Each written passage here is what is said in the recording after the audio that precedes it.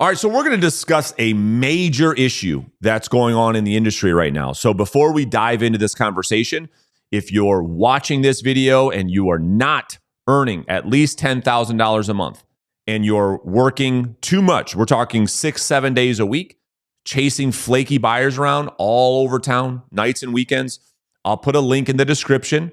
You can schedule a private one-on-one Zoom call where you'll walk away with a detailed plan on not only how to build a listing agent business, but how to scale your income to at least $10,000 a month every single month consistently without having to work nights, without having to work weekends. So if you want to build that plan, just click the link below, pick a day and time that works best for you. All right, so this is the problem in our industry. I put a post out on Instagram over the weekend, and here's what I asked for the audience sake who's listening to this. I said, Realtors, would you rather, one, have a listing that's not selling, or two, not have a listing at all? Now, what's going to be funny is how the live audience watching this YouTube video, how they would score it. But it's not really a surprise, quite frankly, that 60% of the people said they would rather have a listing that isn't selling than not have a listing at all. It's insane. And this is the problem. This is why the consumer sentiment is that they don't trust realtors. That there's lawsuits up, down, left, and right. And it's because behavior like this, that agents are knowingly putting properties on the market, knowing that they're not going to sell. Why? Here's their justification: so that I can market it and get leads for myself. It's insane. It is malpractice. It is immature. It is a disservice to the consumer. And these agents should not be allowed to list properties, quite frankly. It absolutely grinds my gears. Just drives me up a wall. The belief of you are where you are for a reason. And I think this is one of the main reasons that people are where they are in their business. It's because they're thinking selfishly about themselves first. I'll do whatever I have to do. I'll overpromise whatever I need to do to get my sign in the front yard. My sign, it's about me. And they end up paying for it on the back end. They make this ultimate decision of, I'm just going to do whatever I need to do to get a lead, to survive, to get a paycheck, versus through and through, think of the client first. Well, the problem is that most of the agents that have this belief are inexperienced and they just don't know any better. They don't understand the pain of having listings that don't sell, and the stress of it, and the anxiety of it, and the guilt of it, and the and quite frankly, when you talk about backfiring, this agent is building a resume of a graveyard of listings that don't sell. I look at a listing that I put on the market as a reflection of my work. And so not only do these agents they're very short-sighted, but I mean, that's the brand you're building. That's why when I go into a listing appointment, Ben, I pull up the agent's stats and I show them two things. I show them list to sold ratio, the number of listings versus the number of listings taken versus number of listings sold, average in my market versus mine, and then list price to sold price ratio. And these are the two things that I really focus on.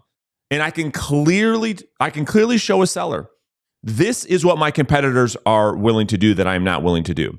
My competitors are going to come into your home and they are going to lie to you. They are going to tell you that they can sell their house when they know they can't. They're going to tell you that your home is worth more than it really is. They're going to tell you the condition is better than it really is. Why? Because they're so, to your point, so desperate. They'll do anything to get their sign in your front yard. Even if that means mislead, misguide, even lie to your face, they're willing to do it. And that's why And to I would be much, yeah, go ahead.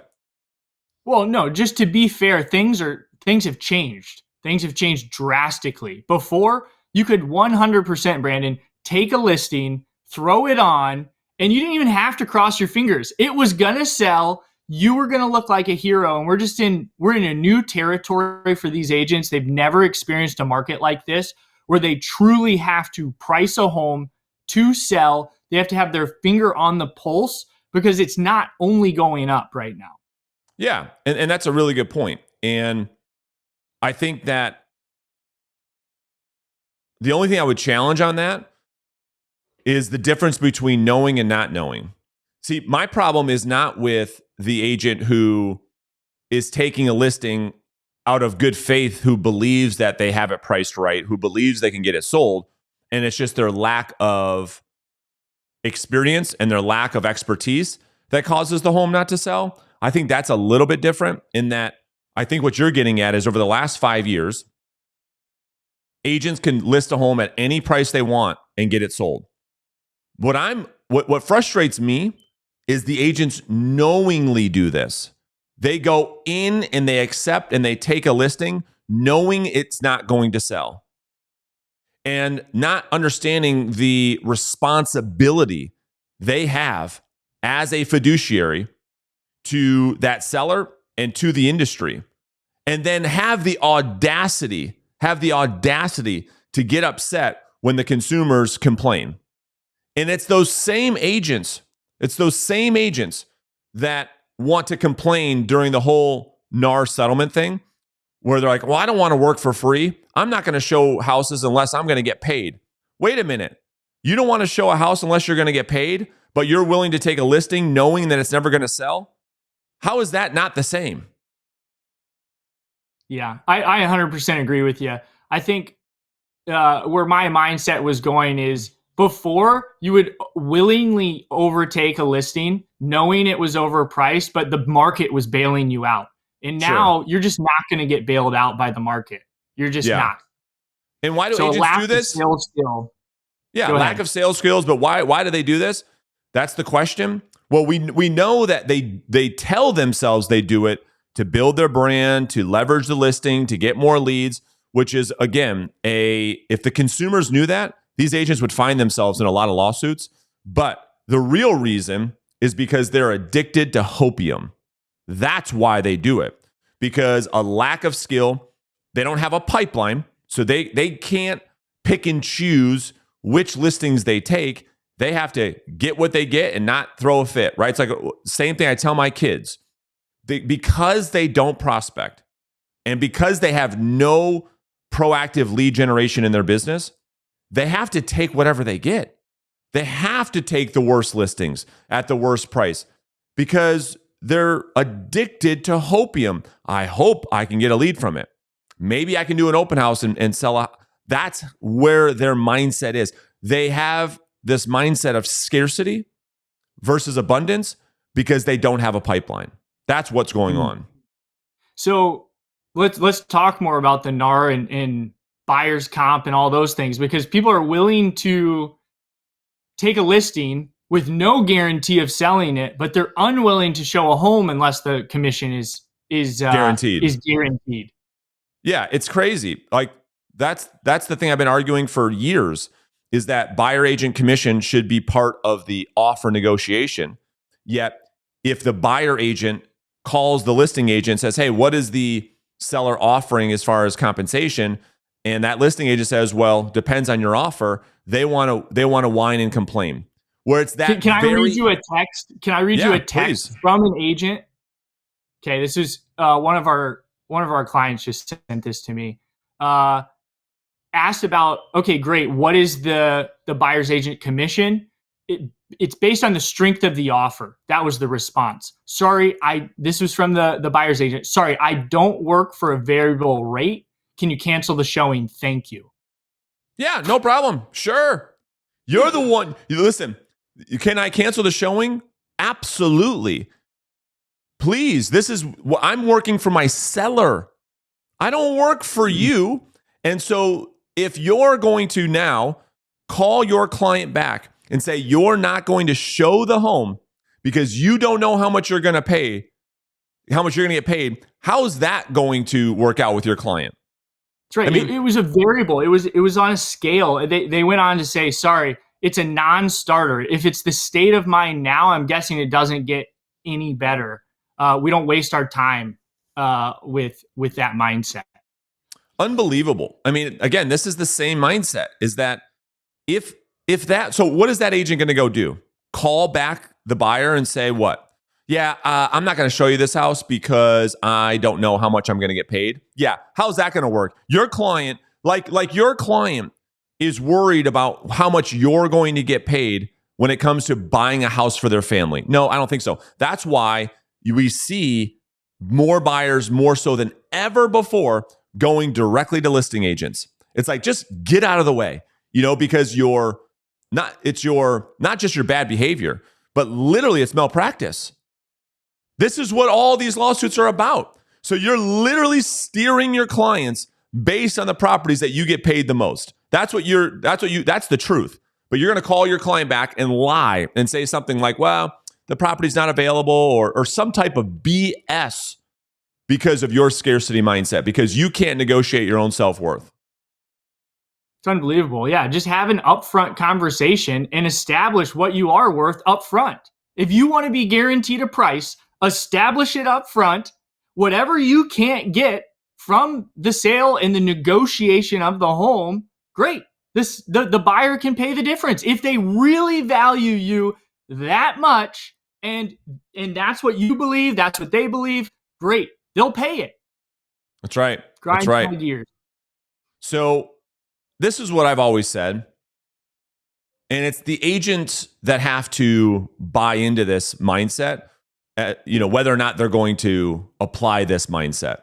And that is that when I sit down with a seller, this is literally not only my mindset, this is what I believe, that I would much rather lose that listing opportunity based on the truth than to acquire that listing based on some BS.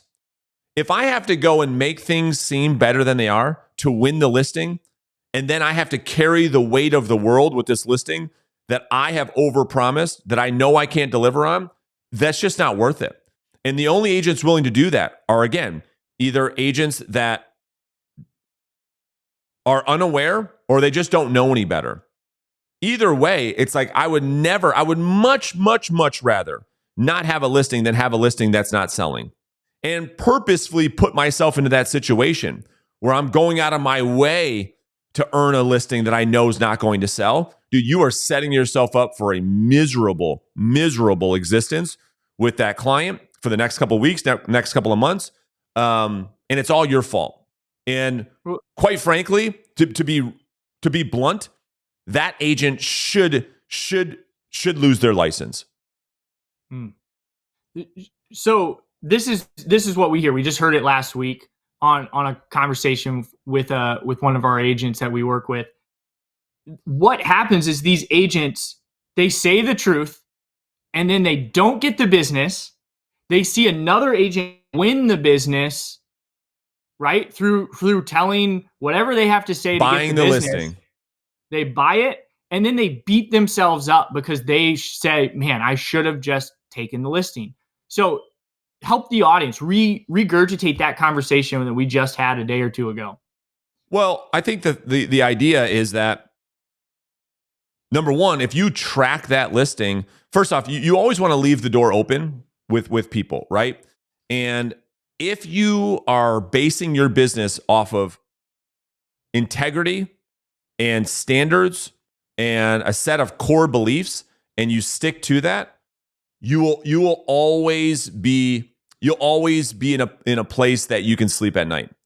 And even if you lose a listing, because again, you're setting the expectation with sellers up front.